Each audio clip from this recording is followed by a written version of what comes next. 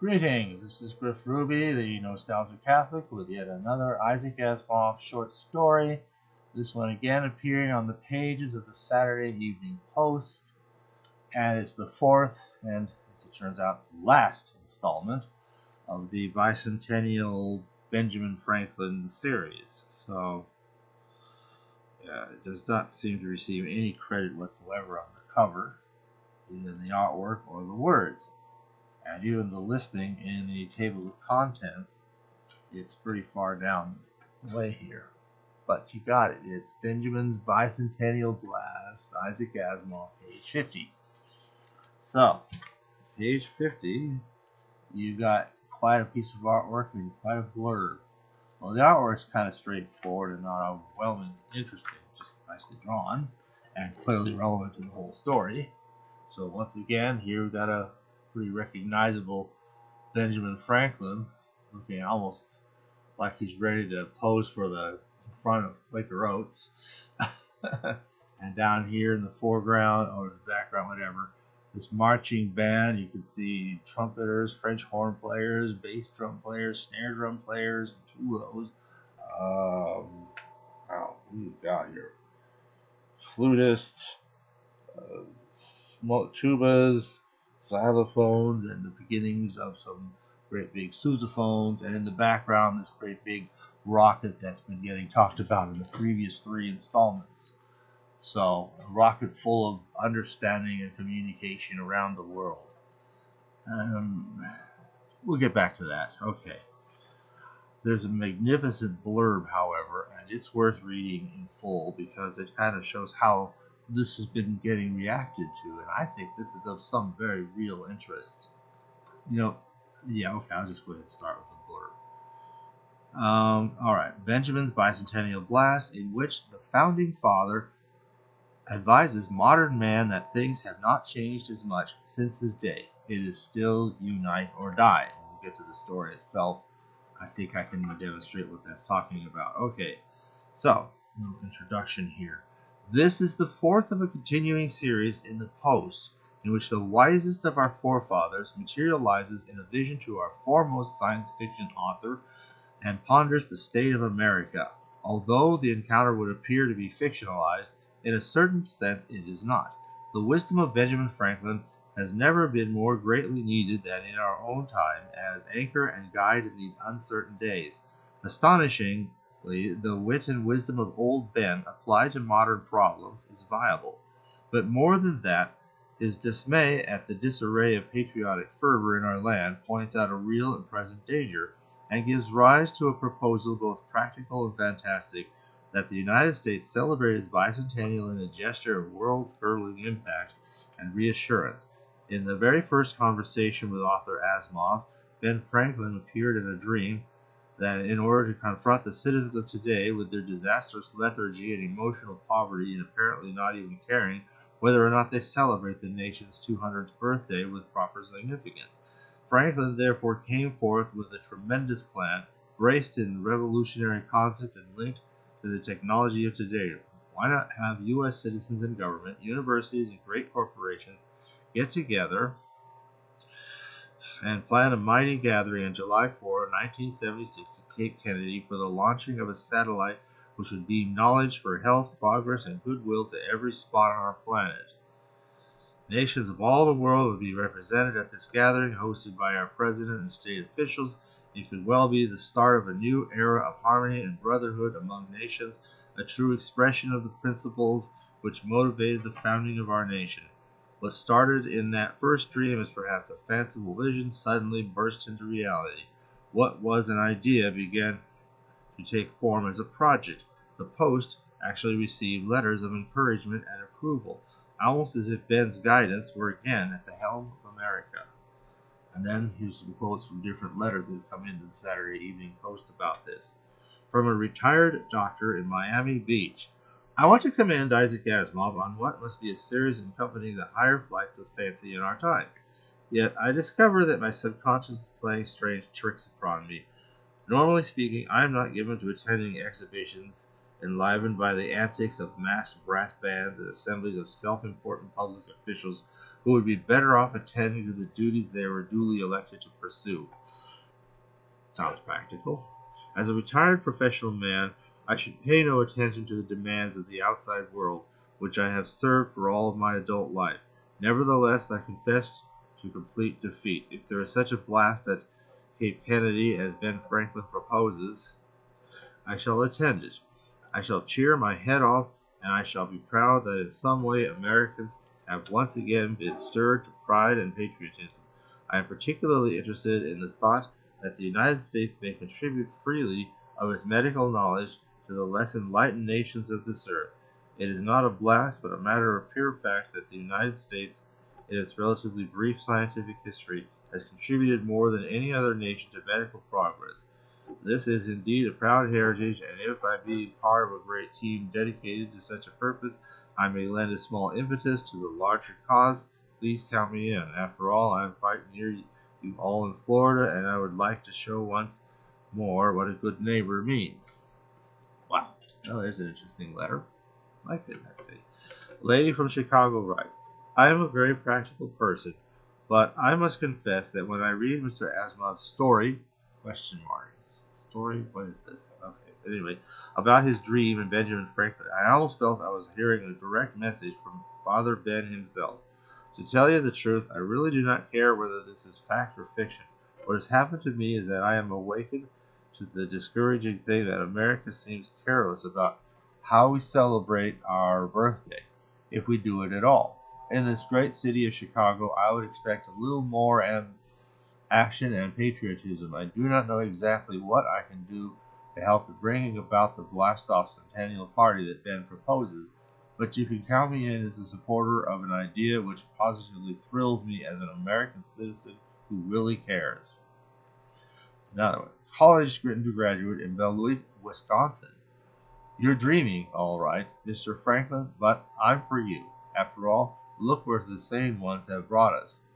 I don't know what a degree in French romantic poetry will mean, but if you need someone to carry your sword, call on me. Who pen is the sword, mightier than the sword may be. He's a writer of French romantic poetry. Well, sir, if you could do some, Thomas Paine scale inspired turns of phrase, go for it, Mr. Undergraduate in Beloit, Wisconsin.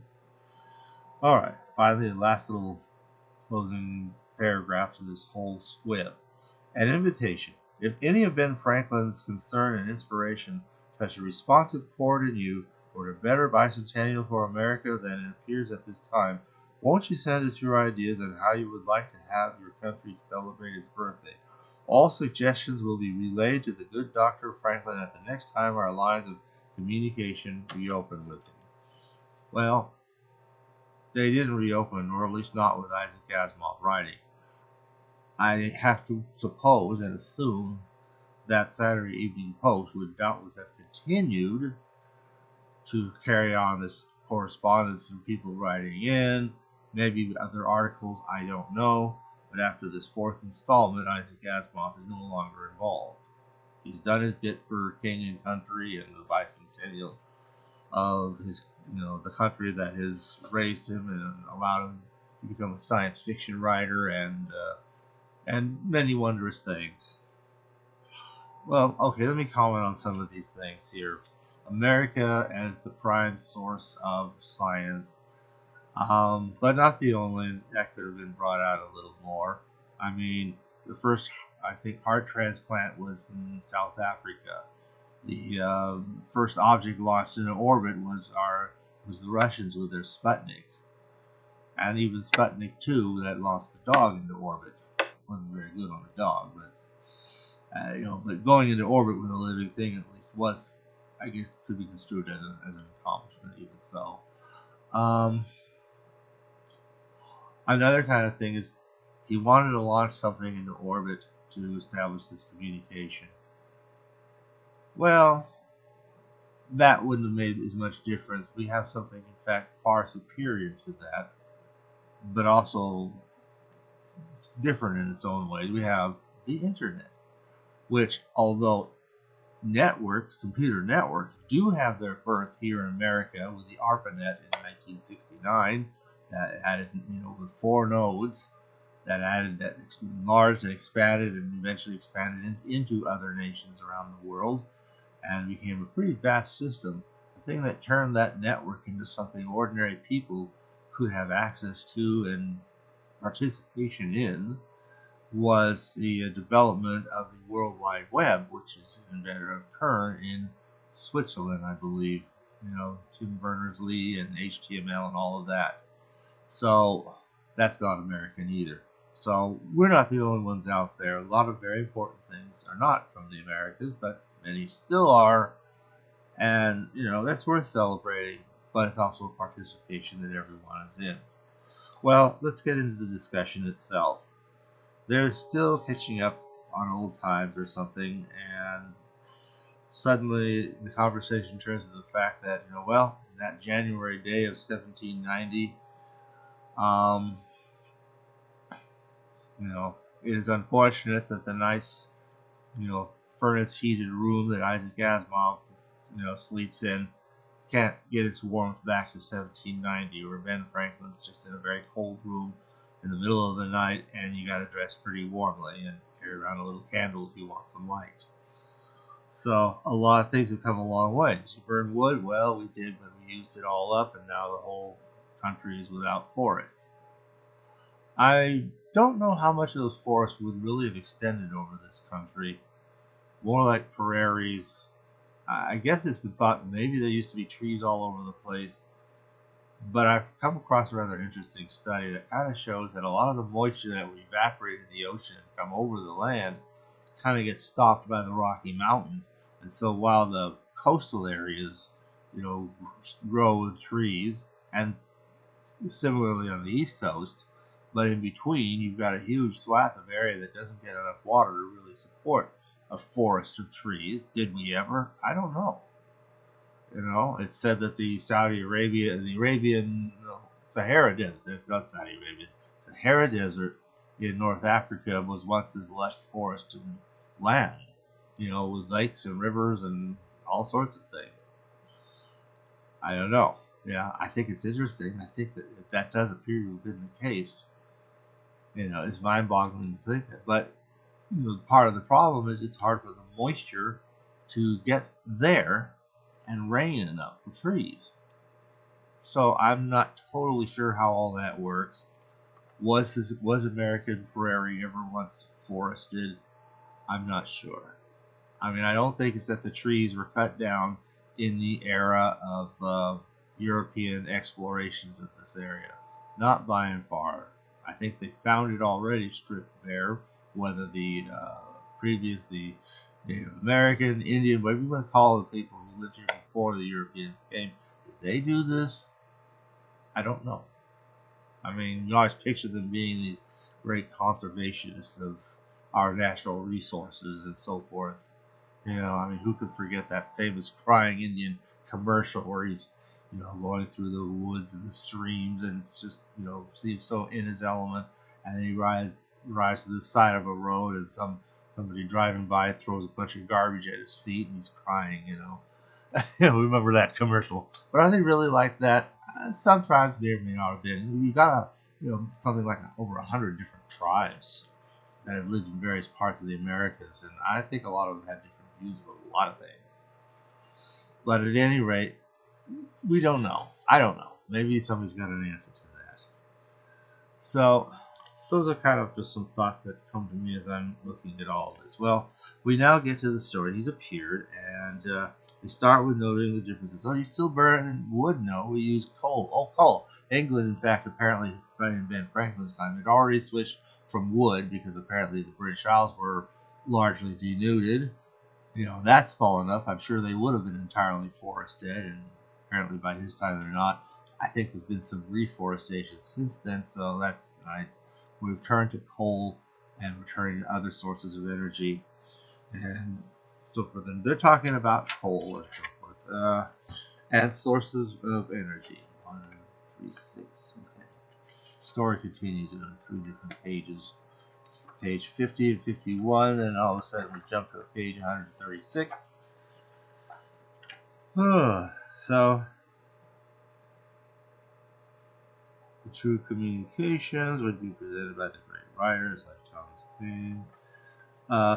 There's a tiny little oopsie here. It's cold on this night and early morning of January 4th, 1970. I envy you for your warmth. Indeed, I surely do. That is Ben Franklin talking from 1970.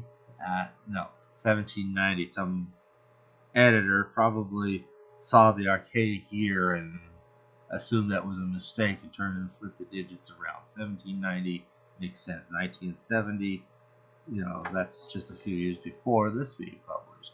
A more predictable time period.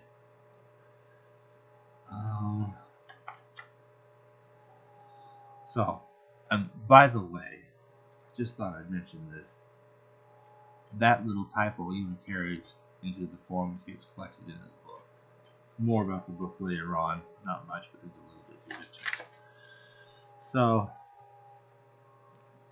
once again, we need to pull together because now we get our oil from the Middle East. We have the ideas, the technology, we can sell to them. They have the oil, they can sell to us. Different resources are found in different parts of the earth. Since that time, I think a lot more resources have been found in America, which it makes sense to just use from here.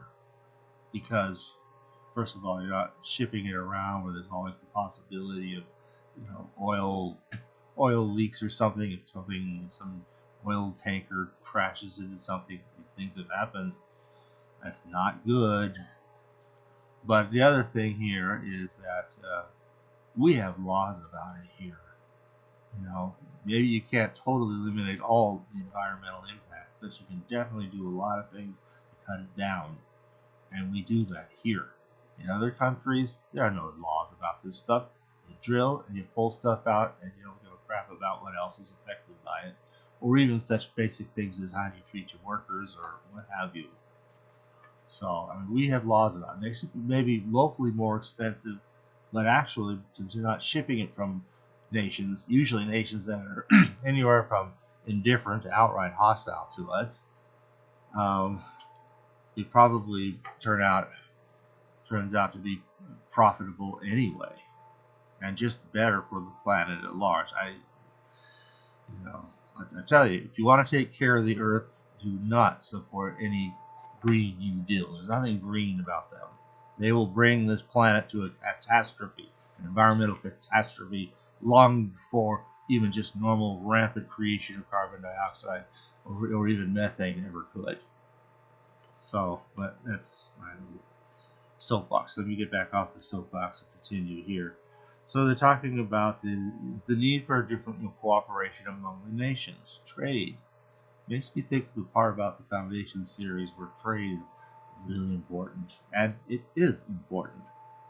So let's see here. We've had to import oil from outside Canada, Venezuela, and they're still trying to get it from Venezuela, and they're not friendly to us at all. Increasingly from the Middle East, and he explains and finishes up on, wow, the last printed page of the magazine. Nothing but advertisements beyond that. Okay. What do you mean by that last? The Mohammedan world and so forth. So, little discussion about Middle East history here, but then, so it talks a little bit about how Spain went. That's kind of a nice historical theme.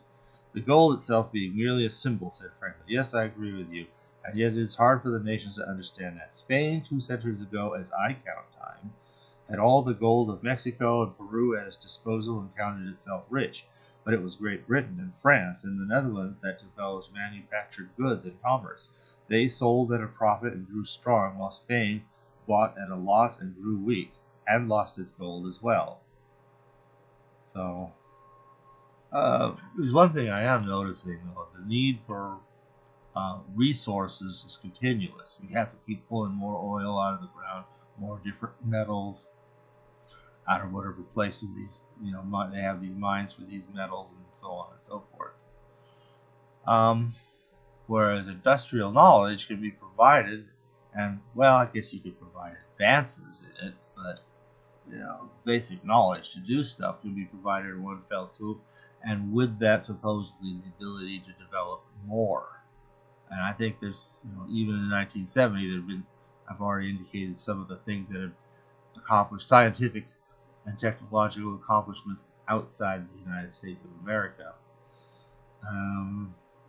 And obviously that's only grown all the more, but we're still a strong leader in these things. A lot of places doing more to copy, imitate, or even reverse engineer what we're doing here.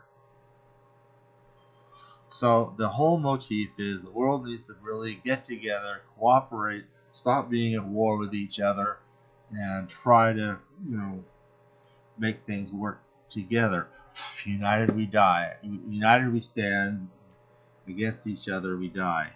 Or the old flag they had, of a serpent cut into 13 pieces for the 13 colonies. Unite or die. So, and there's a certain degree of uniting. I think we have to distinguish between rivalries versus real opposition. We need to work on rivalries. We used to not have a problem. We did this with sports once upon a time, and that's one of the reasons we did sports. Unite with, in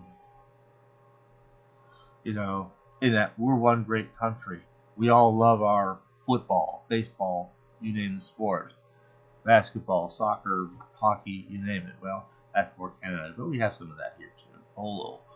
We love our sports. And we share that love, but at the same time, we have our team in our city, they've got their team in their city, and it's a big deal when our team wins, and it's a humiliation when it's not our team that wins. But hey, there'll be a rematch next year, And it's a rivalry, but it's a rivalry among people. We're all Americans here, and we're all human beings here. See? And that has to be how it is. And I think that would have been one part of the lesson to draw. And sometimes having to work with people with very different viewpoints. Now, there's a time that didn't come up in these because, we're well past it, and Benjamin Franklin is well in advance of it, and that was the Civil War, where we had to try to unite a nation made up of some people who thought it perfectly fine to buy and sell and enslave people of a given particular different race as slaves, and others who thought that such a thing was just absolutely abominable. And I find it ironic. I mean, a lot of the abolitionists, mostly in the North, but you had some in the South, but mostly in the North, this is abominable. You're treating these people horribly. Although it's kind of funny to think, we don't want this to happen. We don't want those people to be so oppressed. We want to help them. And they really did. And yet even as they wanted to help, it wasn't like they were ready to have them as their neighbors, their friends, their spouses. You wouldn't have had any hanging with the Hamiltons in those days. Like now you do, and nobody thinks anything of it. You just see, here they are so happy together. But, so, anyway, this fourth installment, unlike the third, but like the first two, is collected into this little volume here. Benjamin's Bicentennial Blast is listed on there. 3 short stories by Isaac Asimov. Like I said, the third of the fourth. Where did it go? I still don't know. Now, let's see. The only other thing is, did the fourth one come with some artwork? Well, I think this sort of drawing sort of symbolizes so many of the different things. Look at that. In the foreground is a pair of glasses, maybe like Ben Franklin might have worn. There's various chemical set stuff, oil well. That looks like maybe there's an atom in there somewhere. Let's see. I don't know what's going on with that. Electricity and the wires, a big ship or something. Just different things. Kind of symbolizing the things that we can build and do in our mind. Oh, there's an airplane up there. I didn't even notice that till right now. Let me put it on top. Okay. So, all these different things that we do. And there's another bit of artwork.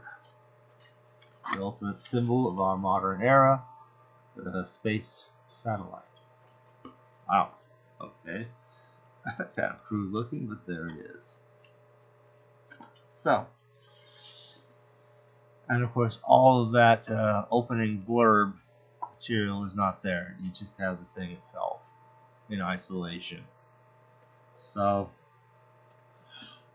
it's been an interesting series. It's good to see something patriotic surface in our good Dr. Asimov.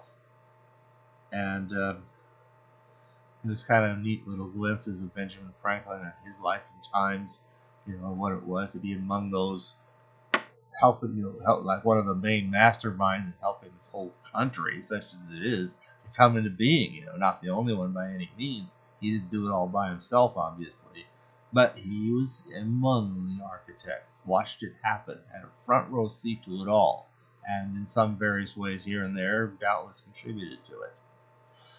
So this is a really fascinating time. That was, and this is. And I think the basic thing is unite or die. We don't have to try to pretend we're all the same. We can learn to enjoy our differences, I think, as long as they're not harmful. I mean, just think of the terrible compromises. Again, getting back to my point of the Civil War era, you still had two monstrously different viewpoints. And yet they still somehow had to pull together as one nation. I don't know how we're going to do something like that this time around. Because, you've got ideas just as destructive as slavery that still seem to enjoy an enormous amount of fashion, while there's a growing community of those of us who've seen that all this stuff is just, what started as let's be polite and nice to each other and respectful. That's fine. But somehow this thing's run amok to a degree that itself has become toxic.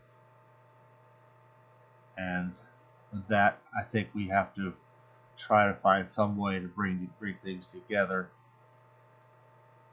And, a lot of it was they didn't try to just live peacefully side by side. That was the Confederates' idea, by the way. Let's just live together peacefully side by side. The other side said, as our own separate nation. The other, no. Whatever else you guys do, you need to do it as part of us. And so that's why even states in the North, some of which also had slaves, nevertheless fought on the side of the North. And therefore, things worked a little differently there. But I digress. Anyway, that was, it's been an interesting series, and I've enjoyed that immensely. Thanks for listening.